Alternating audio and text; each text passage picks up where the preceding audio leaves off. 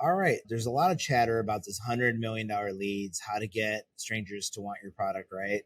Or service. And I've been reading the book and I decided to try to see how we can apply it using Bubs.AI. If you've been following my lives or following the YouTube. And what I wanted to do is go through section one and just explain what I got. So I have the book on my iPad and my devices and I've been reading through it. Alex does a good job of explaining something pretty simple, which is saying hypothetically, if you were to double your leads, you double your revenue. He goes into creating a simple step-by-step process for applying this to your business. And he says that, hey, look, these principles apply to just about any business. I, of course, am focused on roofing contractors for this series. However, it is the authors mention that it can apply to anything like public adjusters, selling widgets, selling this, selling that. And I think it's probably for the most part true. And we're going to work on that. And the reason I say that is because I haven't even read the entire book. I'm taking this by sections to help you build it and understand how to use it. So I'm going to go ahead and talk to you about the first part of it, which is I love a quote that he goes into where he says, during his hardest days, he repeated himself the same phrase, which was, I cannot lose if I do not quit.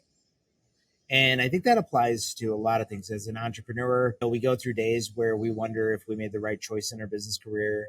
As a individual, we think about, is this the right deal? As relationships, family, etc. There's always that wanting to quit, that easy way out.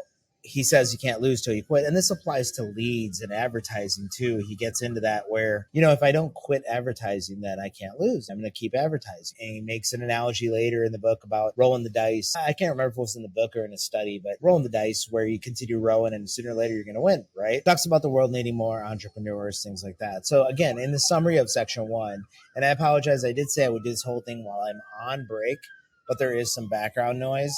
So I do apologize about that.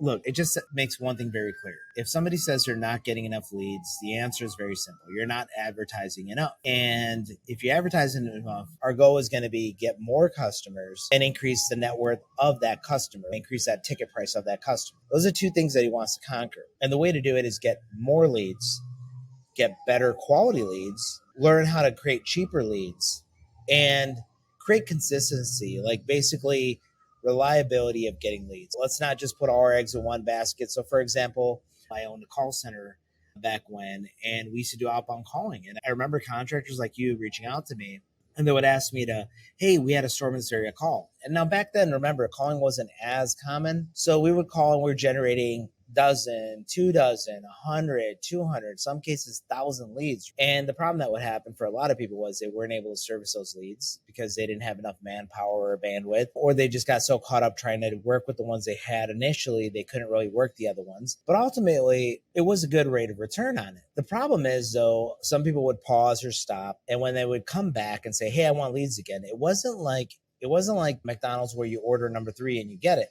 It was, hey, you think you can make a number 3? And then we'd have to go and see and be like, oh, I don't know if I got patties, or I don't know if I got buns or lettuce or whatever. The problem is that your source would run out. The point that I want to make to you guys is you want to build a carousel of marketing. You want to build a carousel so you get reliable leads. So sometimes they come from Facebook. Sometimes they come from Instagram. Sometimes they come from paid ads, from warm ads, from cold ads, from whatever it might be. That's my take on what he's trying to apply here. Doubling your leads is going to double your income, right? So tripling your leads, triple, and so forth. So we want to try to understand that and see how that works. So chapter 1 just talks about the simple fact of understanding your problem. Your problem is you don't have enough leads. And the solution is that we're going to do more advertising, essentially getting it out there, more consistency, more repetition. And how do we get smarter about it? That's what gets into section 2.